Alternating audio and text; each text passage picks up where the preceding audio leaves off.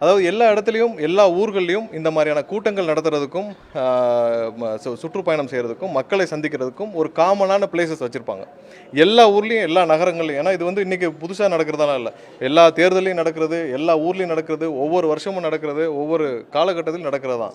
So அதில் அனுமதிக்கப்பட்ட இடங்களை தான் நாங்கள் லிஸ்ட்டு வாங்கி கேட்குறோம். நாங்கள் ஒன்றும் புதுசாக போயிட்டு நாங்கள் இங்கே வந்து இந்த இடத்துல தான் வேணும்லாம் கேட்கல. அனுமதிக்கப்பட்ட இடங்களில் லிஸ்ட்டு வாங்கிக்கிறோம். அந்த அனுமதிக்கப்பட்ட இடங்களில் நாங்கள் ஒரு வழித்தடங்களை சொல்லி இந்த மாதிரி வரோம். ஏன்னா நாங்கள் திட்டமிடுறது இப்போ 2 மாவட்டம் திட்டமிடுறோம். இப்போ நாமக்கல்லேருந்து அடுத்து நாங்கள் கரூர் பிளான் பண்ணுறோம்.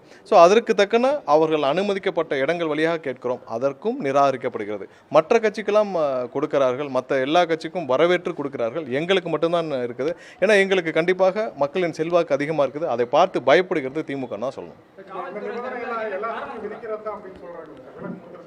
இல்லை, எந்த இடத்துலையும் யாரையும் வரக்கூடாதுன்னு நிபந்தனைகள் கொடுக்கல.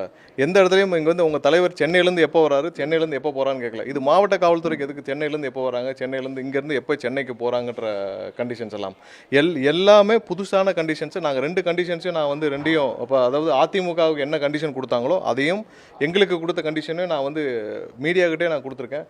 எங்கேயுமே எங்களுக்கு கொடுத்த ஒரு கண்டிஷன் கூட அதில் கிட்டத்தட்ட 23ல் 10 கண்டிஷன்ஸ் புதுசாக இவர்களாக உருவாக்கி விட்டது.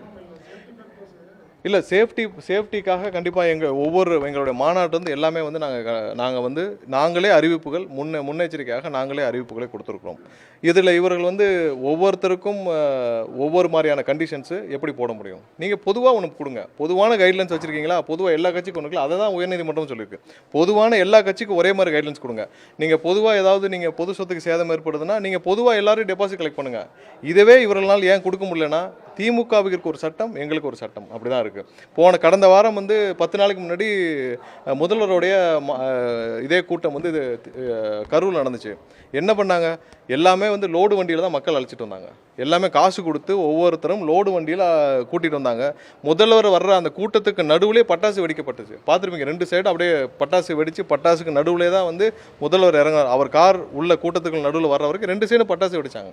எல்லா பக்கம் வந்து பொதுமக்கள் வந்து அவங்க வந்து எல்லா ஊர்கள்லேருந்து லோடு வண்டியில், லோடு ஆட்டோலையும் லோடு வேன்லேயும் லாரிகள்லையும் வந்து இறக்கப்பட்டாங்க. ஸோ இதெல்லாம் உங்களுடைய சட்டத்திற்கு உட்பட்டு தான் நடக்குதா? கொஞ்சமாவது கேமரா இருக்குது, மீடியா இருக்குது, இது முன்னாடி கொஞ்சம் மறைச்சாவது செய்யலாம்ல. எதையும் மறைச்சி கூட செய்ய மாட்டோம். ஆளுங்கட்சினா நாங்கள் எல்லாத்தையும் ஓப்பனாக செய்வோம். நாங்கள் லோடு வண்டியில் தான் இறங்குவோம். பட்டாசு வெடிக்கக்கூடாதுன்னு சொல்கிறீங்க. இது வரைக்கும் எங்கள் நிர்வாகிகள் எங்கேயாவது அதை செஞ்சுருக்காங்களா?